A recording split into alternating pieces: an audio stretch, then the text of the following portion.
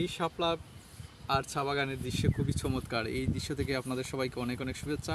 সুপ্রিয় দর্শক, আসলে এই প্রাকৃতিক চা বাগানের মধ্যে একটি অপরূপ সুন্দর এর শাপলা, একটি শাপলা পুকুরে আমরা চলে এসেছি। আপনারা দেখতে পাচ্ছেন আমার পিছনে একটি চা বাগান রয়েছে এবং চা বাগানের সামনে একটি শাপলার পুকুর রয়েছে।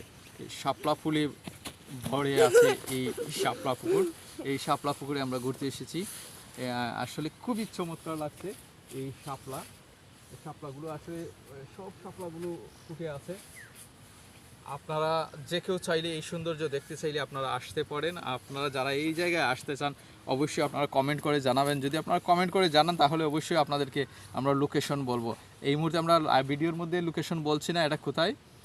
যদি আসার ইচ্ছে থাকে আপনারা অবশ্যই আমাদেরকে কমেন্ট করবেন এবং কমেন্টের মধ্যে আমরা আপনাদেরকে উত্তরে জানিয়ে দেবো এই লোকেশনটা কোথায়।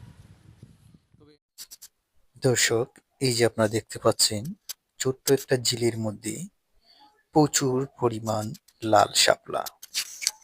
বর্তমানে ফেসবুকের কন্টেন্ট ক্রিয়েটরদের জন্য খুবই আকর্ষণীয় হয়ে উঠেছে শাপলা ফুল।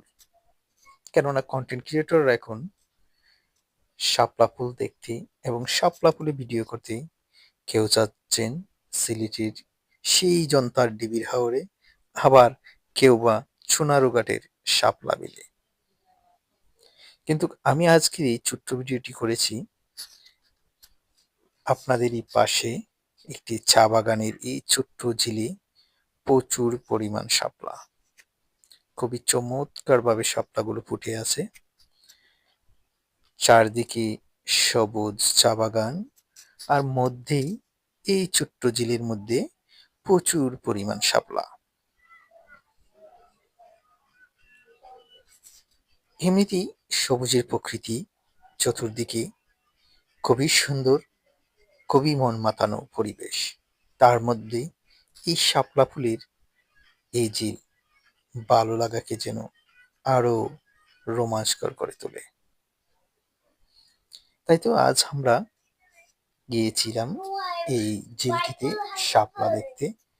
শাপলা দেখে অনেকক্ষণ বসেছি, ঘুরেছি, চারদিক হেঁটেছি, আর ভাবলাম আপনাদের জন্য এই ছোট্ট ভিডিওটি করে নিই।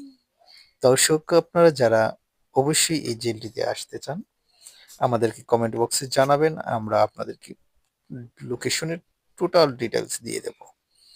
এই যে আপনারা দেখছেন আমার মেয়ে একা একা এই চা বাগানের পাশ দিয়ে হাঁটছে, আর আমি এই সাইডে বসে আছি, বসে বসে ভিডিও করতেছি, আর সে তার মতো করে সে হাঁটতেছে। আবার হয়তো অনেকেই ঝিলটা দেখে এবং চা বাগান দেখে লোকেশন চিনে নিতে পারেন। আপনাদের জন্য ওয়েলকাম। আপনারা অবশ্যই যারা জানেন চিনেন অবশ্যই আপনারাও কমেন্ট করে বলবেন লোকেশনটা কোথায়। ধন্যবাদ সবাইকে যারা যারা আমার এই ভিডিওটি দেখেছেন। আপনাদের জন্য অনেক অনেক ভালোবাসা।